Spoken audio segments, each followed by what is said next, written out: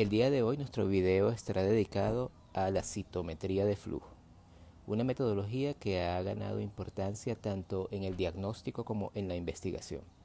Vamos a revisar sus principios y aplicaciones. Dentro de los principios vamos a analizar cómo funciona el citómetro de flujo. Tenemos que revisar también los conceptos de fluorescencia y fluorocromo, recordar qué son los anticuerpos monoclonales y ver cómo se analizan las señales que se generan en el análisis citométrico. Vamos a ver luego algunos ejemplos de aplicaciones como son el inmunofenotipaje, el estudio del sistema de complemento, el diagnóstico de inmunodeficiencias y algunos procesos celulares dinámicos. Revisemos pues qué es la citometría de flujo y qué es el citómetro de flujo. La citometría de flujo es una metodología que nos permite analizar células u otras partículas que tengan un tamaño entre 0,2 y 50 micras y que se encuentran en suspensión. Las partículas interactúan una por una con un rayo láser y entonces se mide la dispersión de la luz y la señal de fluorescencia que se emite con esta interacción.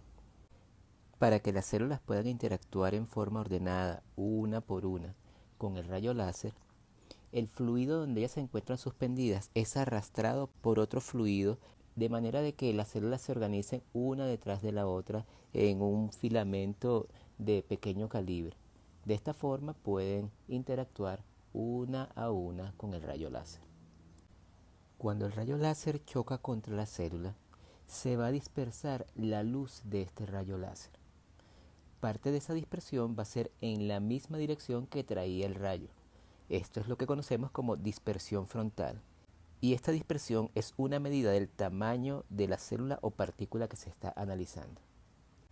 Otra parte de los rayos se van a dispersar en forma lateral, es decir, en dirección perpendicular hacia la dirección que traía el rayo láser.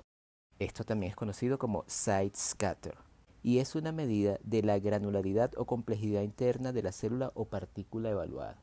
Es decir, mientras más organelos tenga la célula, mientras más irregular sea la estructura interna de ella, la dispersión lateral va a ser más grande. Si analizamos la dispersión del rayo láser en una población heterogénea como pueden ser los leucocitos de sangre periférica, vamos a encontrar que cada población, en base a sus características de tamaño y complejidad, van a dar una señal particular de dispersión frontal y de dispersión lateral.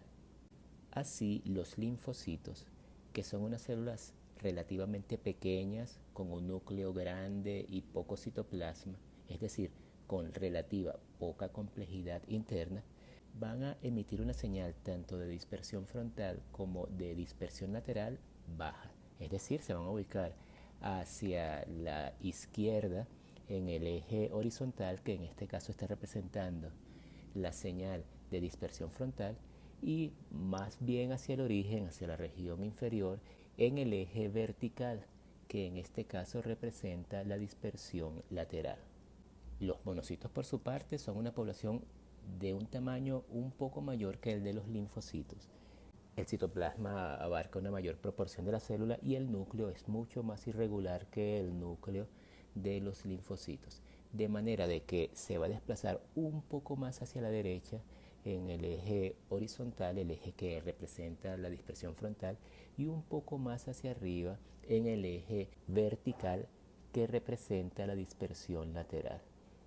Los granulocitos, por su parte, serían la población de leucocitos de mayor tamaño y de mayor complejidad interna. Su núcleo es multilobulado y el número de gránulos en su citoplasma es mucho mayor, de manera de que su señal en la dispersión frontal del rayo de luz láser va a ser mayor, es decir, se van a desplazar un poco más hacia la derecha en el eje horizontal en este gráfico, y en cuanto al eje vertical, el que representa la dispersión lateral, van a estar también en un nivel mucho más alto, superior con respecto a las señales de los linfocitos y de los monocitos. Vemos entonces que solamente en base a la señal de dispersión frontal y lateral del rayo láser podemos separar en poblaciones bien discretas, bien distintas, a los linfocitos, a los monocitos y a los granulocitos de sangre periférica. El citómetro es también capaz de analizar señales de fluorescencia, lo que va a enriquecer el estudio de la población celular que se está analizando. La fluorescencia es un tipo especial de luminiscencia, es decir, de emisión de luz.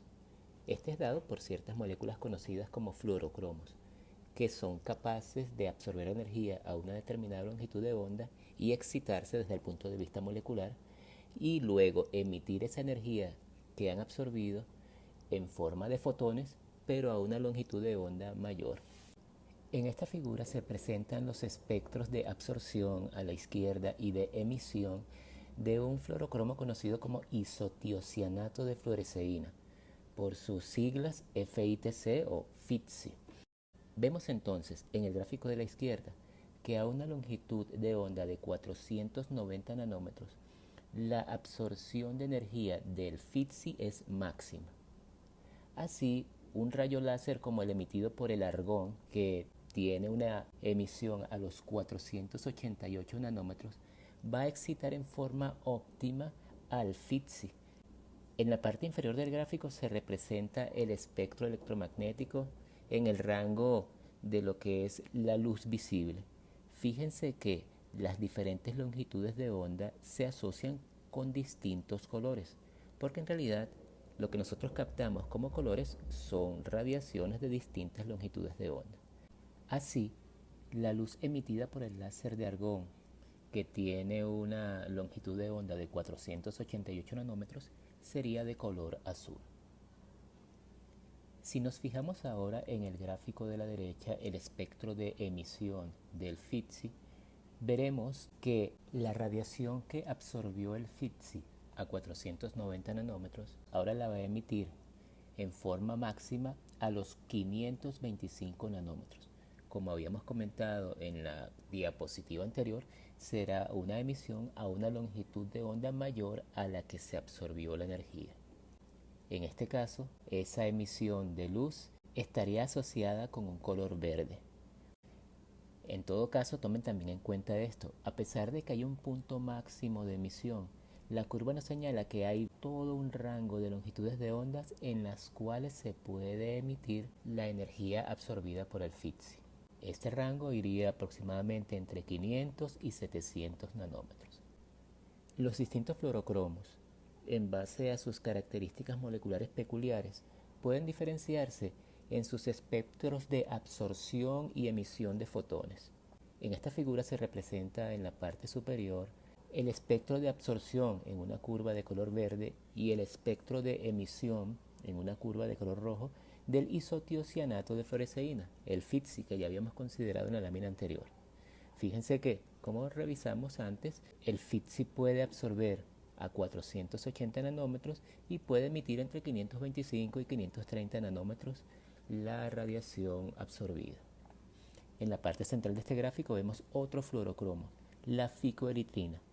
También la curva de color verde nos señala su espectro de absorción, lo que nos indica que también es capaz de absorber radiación a los 480 nanómetros, pero su espectro de emisión máximo será a los 575 nanómetros, o sea, un espectro de emisión distinto al del FITC, con un color asociado amarillo. En la parte inferior de la figura se representa un tercer fluorocromo, la ficoeritrina CI5 o PeCi5.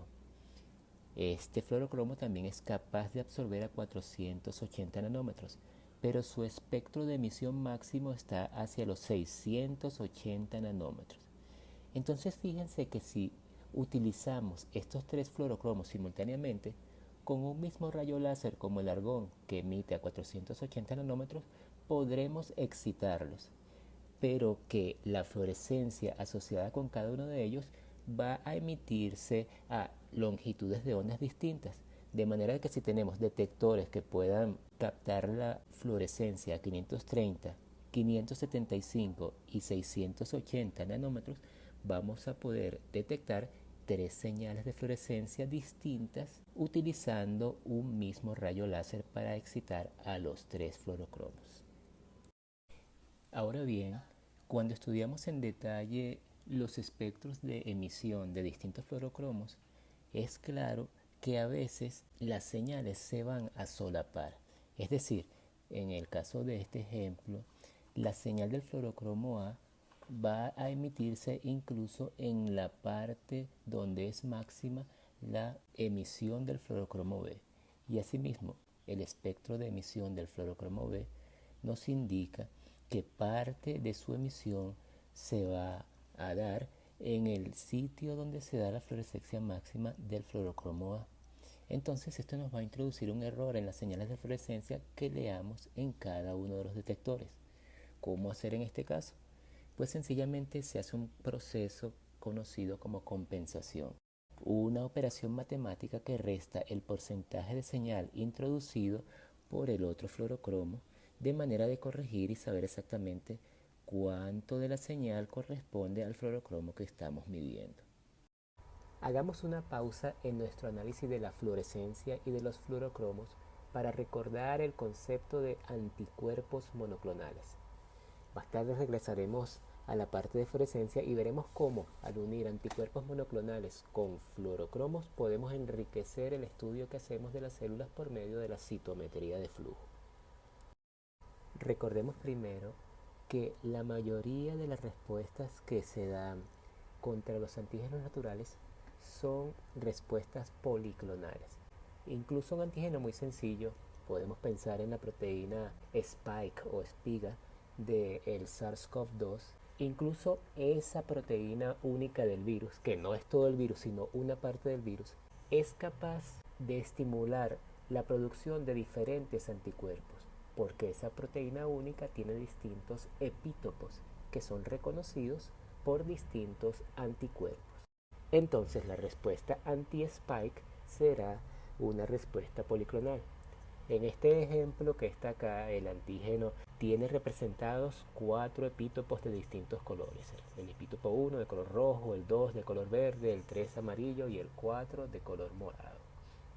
Entonces se generarán para este ejemplo hipotético 4 clones de células plasmáticas, que también podríamos representar como el clon 1, 2, 3 y 4, específico para cada uno de los epítopos del antígeno que estimuló la respuesta.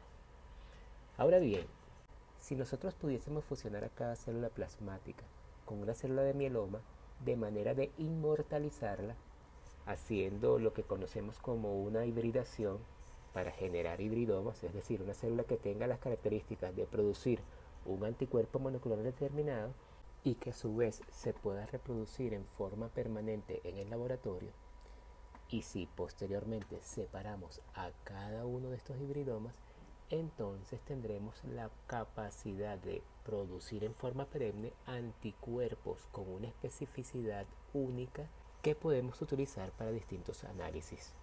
En este caso tendríamos anticuerpos monoclonales contra el epítopo 1, contra el epítopo 2, contra el epítopo 3 y contra el epítopo 4 del antígeno que utilizamos para estimular la respuesta. Con esta metodología tenemos entonces la posibilidad de producir anticuerpos monoclonales con una especificidad deseada. Si a esos anticuerpos los conjugamos con un fluorocromo, entonces tendríamos la capacidad de asociar una especificidad determinada que nos daría el anticuerpo monoclonal con una fluorescencia determinada que nos daría el fluorocromo que estemos conjugando a ese anticuerpo monoclonal. De manera que para hacer nuestro análisis citométrico podríamos asociar una fluorescencia con la expresión o la presencia de una proteína o marcador determinado. Y este es el fundamento del análisis citométrico.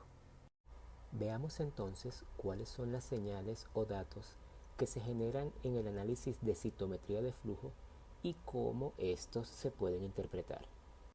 Esta figura nos muestra una representación esquemática de las partes de un citómetro. Para este ejemplo particular se están utilizando dos fuentes de rayo láser, una que emite a 488 nanómetros, un láser de color azul, y otra que emite a 635 nanómetros, un láser de color rojo. Estos se hacen coincidir con las células que van pasando en forma organizada, ya lo dijimos, una por una, para interactuar con estos rayos. entonces se producirán los dos tipos de señales que hemos mencionado. El primer tipo de señal es la dispersión del rayo láser, una dispersión frontal que está en la misma dirección en que venía emitido el rayo láser, y otra, la dispersión lateral, que se mide en dirección perpendicular a la que traía el rayo láser. Las otras señales que se evaluarán en la célula son las señales de fluorescencia. Ya hemos mencionado que los anticuerpos monoclonales que reconocen a una molécula de interés se pueden asociar con distintos fluorocromos. Así, debemos tener detectores capaces de captar la señal de cada fluorescencia y detectores capaces de detectar la dispersión frontal y la dispersión lateral.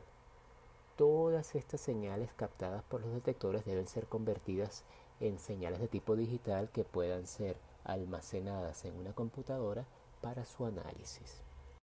Digamos entonces que queremos analizar la población de linfocitos T en los leucocitos de sangre periférica. ¿Cómo pudiera utilizar las señales de fluorescencia y de dispersión de la luz para estudiar esta población? Ese es el ejemplo que vamos a ver a continuación. Ya hemos visto que en base a las características de dispersión frontal y lateral del rayo láser, podemos discriminar a las poblaciones de leucocitos de sangre periférica en linfocitos, monocitos y granulocitos. Para el ejemplo que estamos viendo, nos interesa concentrarnos en la población de linfocitos, que es donde van a estar los linfocitos T, la población que queremos analizar. Fíjense que el citómetro no solamente nos permite identificar cuáles son los linfocitos en esta población de leucocitos, sino que también nos permite conocer la cantidad relativa de estas células que hay. En este caso, de toda la población de leucocitos de sangre periférica, los linfocitos representan un 24,6%.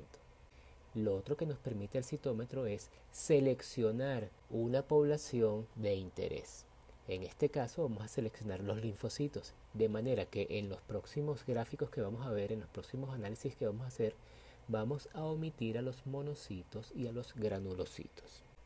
Recordemos que lo que nosotros queremos analizar es la población de linfocitos T, de manera que deberíamos buscar una molécula que sea expresada exclusivamente por esta población. Ese es el caso de la molécula CD3, que es la molécula que acompaña al TCR. Si nosotros utilizamos un anticuerpo monoclonal que sea capaz de reconocer en forma específica al CD3 y a ese anticuerpo lo asociamos o lo conjugamos con un fluorocromo, entonces la señal de fluorescencia que se emita va a ser asociada o va a estar asociada con la expresión de CD3. De manera de que en la población de linfocitos, que fue la que escogimos en nuestro análisis anterior, todas las células que expresen CD3 van a emitir una señal de fluorescencia y las vamos a poder identificar como linfocitos T. En este caso, esas células se desplazan hacia la derecha en la señal de fluorescencia en el eje horizontal y representan un 72% de toda la población de linfocitos. De manera de que en este ejemplo, 72% de nuestros linfocitos son linfocitos T. Utilizando otros fluorocromos apropiados que podamos combinar con las moléculas CD4 y CD8, entonces vamos a poder estudiar la expresión simultánea de CD4 con CD3, como en el gráfico de la izquierda de esta figura, o de CD8 con CD3, como en el gráfico de la derecha de esta figura. En este caso, en el eje horizontal, se está colocando la fluorescencia asociada a la molécula CD3, mientras que en el eje vertical, para el gráfico de la izquierda, se está representando la fluorescencia asociada con la molécula CD4 y para el gráfico de la derecha, la fluorescencia asociada con la molécula CD8. Las células que se desplacen a la derecha en el eje horizontal son aquellas células que expresan CD3, mientras que aquellas que se desplacen hacia arriba, hacia la parte superior en el gráfico vertical, representarán las que expresan CD4 en el caso del gráfico de la izquierda y CD8 en el caso del gráfico de la derecha. El cuadrante superior derecho de cada gráfico representa la coexpresión de CD4 y CD3 en un caso o de CD8 con CD3 en el otro caso. De manera que con esta combinación podemos ahora decir no solo cuántos linfocitos T totales hay, sino cuántos linfocitos TCD4, que en este caso representan un 11,7%, o cuántos linfocitos TCD8 positivos, que en este caso representan un 57,3%, hay en nuestra población de linfocitos. Con los datos obtenidos en el análisis de citometría de flujo, que en este caso se representan en números de color rojo, y los valores que obtenemos en una hematología normal, que nos brindan el número de leucocitos en sangre periférica y el porcentaje de linfocitos totales, podemos calcular los valores absolutos de linfocitos T totales, de linfocitos TCD4 positivos y de linfocitos TCD8 positivos en sangre periférica de un paciente dado. A medida que se añaden en el análisis citométrico más anticuerpos monoclonales, que identifican por supuesto más moléculas, y se combinan estos con fluorocromos apropiados, es posible evaluar muchos más marcadores en una población celular, lo cual nos permite hacer un análisis mucho más fino. Hay citómetros que se utilizan en la rutina de los laboratorios actuales que utilizan hasta 3 rayos láser distintos, es decir, pueden estimular a 3 longitudes de onda distintas y tienen detectores para captar hasta 8 señales de fluorescencia simultáneamente. Eso nos da una idea del poder que pueden tener para discriminar entre distintas poblaciones celulares. En el ejemplo de esta figura vamos a tratar de ver qué podemos hacer combinando diferentes anticuerpos monoclonales con diferentes señales de fluorescencia. Ya hemos visto que a través de las señales emitidas por la dispersión frontal y lateral del rayo láser podemos identificar, por ejemplo, a la población de linfocitos. Que si a estos linfocitos los marcamos con la molécula CD3, podemos identificar cuáles son los linfocitos T. Que si utilizamos otra combinación de anticuerpos monoclonales con fluorocromos apropiados, podemos identificar de esos linfocitos T cuáles son CD4 positivos y cuáles son CD8 positivos. Recordemos también que no solamente podemos identificarlos, sino que podemos seleccionarlos por separado para su análisis. De manera que hacia la derecha de este gráfico vamos a analizar a las células que sean CD4 positivos, mientras que hacia la izquierda de los gráficos de fondo amarillo vamos a analizar a las poblaciones que tengan el CD8 positivo. Si a cada una de estas poblaciones las marcamos con un anticuerpo que reconozca a la molécula CD45RO, una molécula que se expresa en células de memoria, vamos a poder discriminar cuáles linfocitos T CD8 positivos son de memoria y cuáles son vírgenes. Asimismo, cuántos linfocitos T CD4 positivos son células de memoria y cuántas son vírgenes. A su vez podemos entonces seleccionar para su análisis posterior cada una de estas poblaciones y analizar, por ejemplo, la producción de interferón gamma e interleuquina 2 en cada una de estas poblaciones. Son los gráficos que están ubicados en la parte inferior de esta figura. En el eje vertical se representa la fluorescencia asociada con el interferón gamma. En el eje horizontal se representa la fluorescencia asociada con interleuquina 2. Estos gráficos nos muestran que la proporción de células productoras de citoquina es mayor en la población de memoria que en la población virgen. Así vemos que de los linfocitos TCD8 positivo vírgenes, solo el 0,96% de las células producen tanto interferón gamma como interleuquina 2. Mientras que 4,2% de las células de memoria producen ambas citoquinas. Un cuadro similar se presenta para los linfocitos TCD4 positivos. De las células vírgenes, solo 1,1% produce tanto interferón gamma como interleuquina 2, mientras que de las células de memoria, 5,6% producen ambas citoquinas. Todo esto es un ejemplo de cuán rico puede ser un análisis citométrico al combinar distintos anticuerpos monoclonales con distintas fluorescencias. Vamos a pasar ahora a revisar algunas aplicaciones de la citometría de flujo tanto en el diagnóstico como en la investigación. Y comenzaremos con el estudio de inmunofenotipos, es decir, la identificación de poblaciones celulares en base a la expresión de marcadores específicos.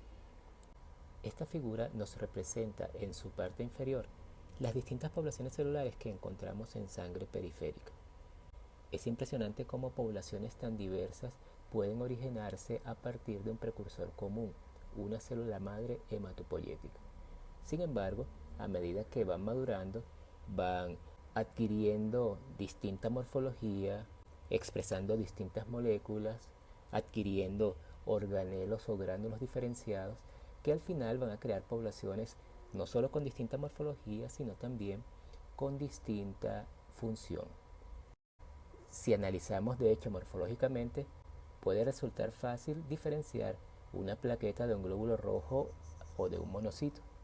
Quizá con tinciones apropiadas como Wright y Giemsa, podemos colorear en forma diferencial los gránulos de eosinófilos, basófilos y neutrófilos, y eso nos permitiría diferenciar estas poblaciones.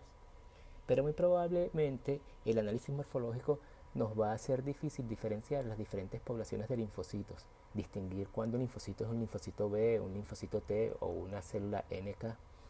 En todo caso, a pesar de que la morfología pueda a veces ser muy parecida entre distintas poblaciones, cada población en base a su función va a expresar marcadores distintos. Y eso nos permitiría hacer un análisis diferencial de las distintas poblaciones. En esta figura se nos presenta la expresión de algunos marcadores en leucocitos, identificados de color rojo aquellos que son específicos de una población celular determinada y de color azul aquellos que son compartidos. Así vemos, por ejemplo, que la molécula CD4 es expresada en algunas poblaciones de linfocitos T, sin embargo también la expresan los monocitos. La molécula HLA-DR por su parte es expresada por linfocitos B, pero también por monocitos.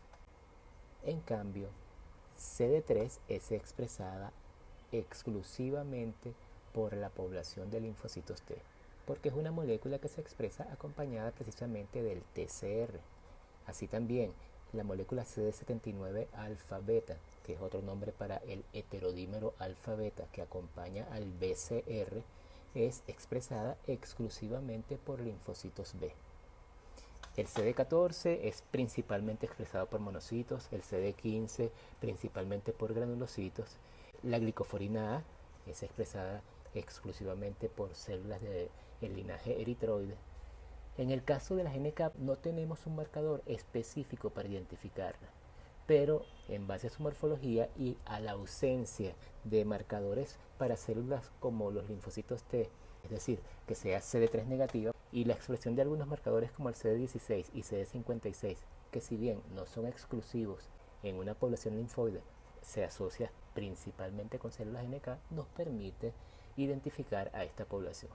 De manera que combinaciones de distintos marcadores, ausencia, presencia de algunos, unido a la morfología, nos permite con bastante seguridad identificar distintas poblaciones en sangre periférica. En esta figura se representa la maduración ontogénica de los linfocitos B. De izquierda a derecha podemos ver cómo una célula madre, una célula que puede dar origen a cualquiera de los linajes de las células hematopoyéticas, se va a comprometer con el linaje B, y esto se asocia con el reordenamiento de su material genético para sintetizar una cadena pesada μ. En una siguiente etapa se producirá una cadena liviana que puede ser capa o lambda, de manera de que se pueda expresar una IgM en la membrana del linfocito B, que en esta etapa se considerará inmaduro. La siguiente etapa es la coexpresión de IgM e IgD en la membrana del linfocito, y en este punto el linfocito se considera maduro, aunque todavía virgen, es decir, ya está preparado para cumplir su función y responder ante un antígeno, pero todavía no se ha encontrado con su antígeno específico. En caso de que el linfocito B maduro se encuentre con su antígeno y reciba las señales coestimuladoras apropiadas, por ejemplo la ayuda de un linfocito T cooperador, entonces se podrá diferenciar en una célula productora de anticuerpos, una célula plasmática. Si nosotros nos fijamos en la parte inferior de esta figura, vamos a notar que cada una de las etapas de la maduración ontogénica o de la activación y la diferenciación de las células del linaje B en células efectoras está asociada con la expresión de determinadas moléculas en estas células. Así, la célula madre, por ejemplo, tiene una expresión débil de CD45, pero expresa CD34. La siguiente etapa, que es el linfocito pre-B, se asocia ya con una expresión fuerte de C45, pero la expresión de CD34 se va debilitando gradualmente.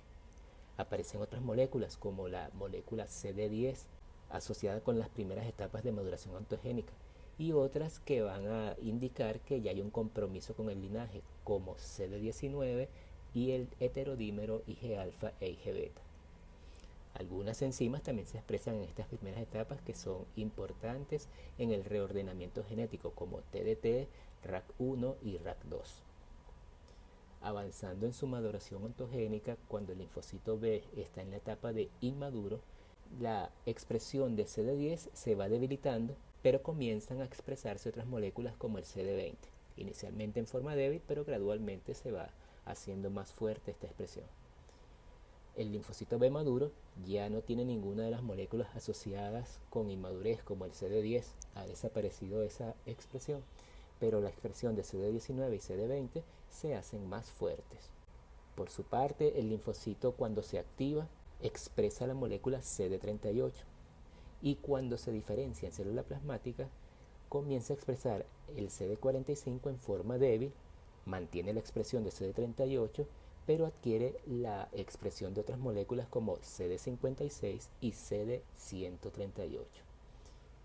En resumen, cada etapa está asociada con una expresión particular de marcadores en las células. Ahora bien, en cualquiera de las etapas de su maduración ontogénica o de su diferenciación, la célula del linaje B puede transformarse en una célula neoplásica. Sin embargo, el estadio de maduración ontogénica en que se encuentre va a determinar qué tipo de neoplasia se va a generar. Así, si una célula inmadura se transforma neoplásicamente, va a generar una leucemia. Si una célula linfoide madura se transforma neoplásicamente, va a generar un linfoma. Mientras que si una célula plasmática, una célula ya diferenciada y productora de anticuerpos, se transforma neoplásicamente, lo que se generará será un mieloma. Y los pronósticos, tratamientos y seguimientos de estos pacientes es totalmente distinto dependiendo del tipo de neoplasia que tenga.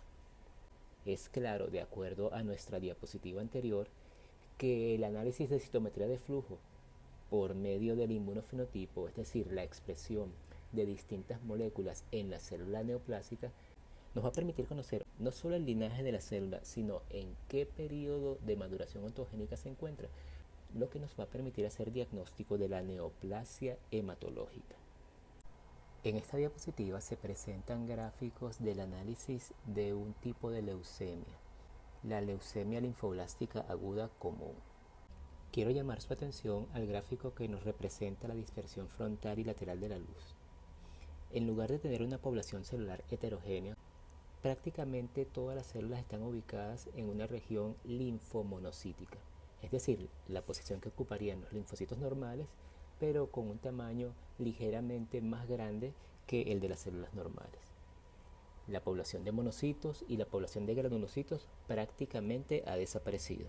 Y esta es una de las características que nos llama la atención cuando hay una leucemia aguda. Prácticamente la población neoplásica desplaza o hace desaparecer a las demás poblaciones, a las poblaciones de leucocitos normales. Bien, esto ya es un primer signo de alarma. Si vamos al siguiente gráfico hacia la derecha, vamos a encontrar que las células neoplásicas expresan tanto CD22 como HLA-DR, lo cual nos indica que son células del linaje linfoide B. El gráfico superior derecho nos indica nuevamente que hay un marcador de células del linaje B, el CD19, pero a su vez hay una coexpresión de CD10, una molécula asociada con inmadurez. Eso entonces nos va orientando a que tenemos un cuadro tipo leucemia, es decir, la transformación neoplásica de una célula inmadura. El gráfico inferior izquierdo nos corrobora eso, porque hay expresión de la molécula CD34, una molécula asociada con blastos, es decir, células muy inmaduras. Y el gráfico inferior derecho nos ayuda a corroborar el linaje porque vemos que hay expresión de CD79 alfa, una de las dos cadenas polipeptídicas que forman el dímero Ig alfa y Ig beta exclusivo del linaje B, pero también hay coexpresión de la enzima TDT, una enzima que aparece en las etapas tempranas de la maduración ontogénica del linaje B, cuando se están reordenando las cadenas de ácidos nucleicos para formar las moléculas de inmunoglobulina.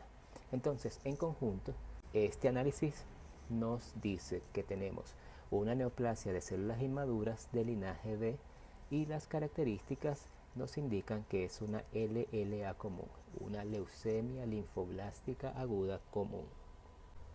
Presentemos ahora un ejemplo de linfoma, una neoplasia de células de linaje B maduras, en este caso linfoma de células del manto. Como es de esperar, las células expresarán marcadores propios del linaje B como CD19, aunque estas células en particular también expresan un marcador principalmente asociado con linfocitos T, pero que ocasionalmente expresan células del linaje B, la molécula CD5. En este caso, las células coexpresan CD19 y CD5. El gráfico de la derecha también nos muestra otro marcador que es característico de este tipo de linfoma, FMC7. Los gráficos inferiores son muy importantes porque nos sugieren clonalidad.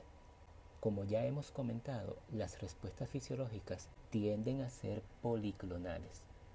Por lo tanto, en una población de linfocitos B normales, uno esperaría ver representadas tanto las cadenas liviana kappa como las cadenas liviana lambda. En este caso, quiero que noten el gráfico inferior izquierdo. Prácticamente toda la población neoplásica expresa solamente cadenas livianas kappa, mientras que el gráfico inferior derecho nos dice que no hay expresión de cadenas lambda en esta población. Este tipo de sesgo nos sugiere que es una población monoclonal, lo cual afianza su carácter de población neoplásica. Esto entonces nos ayuda a corroborar nuestro diagnóstico de linfoma.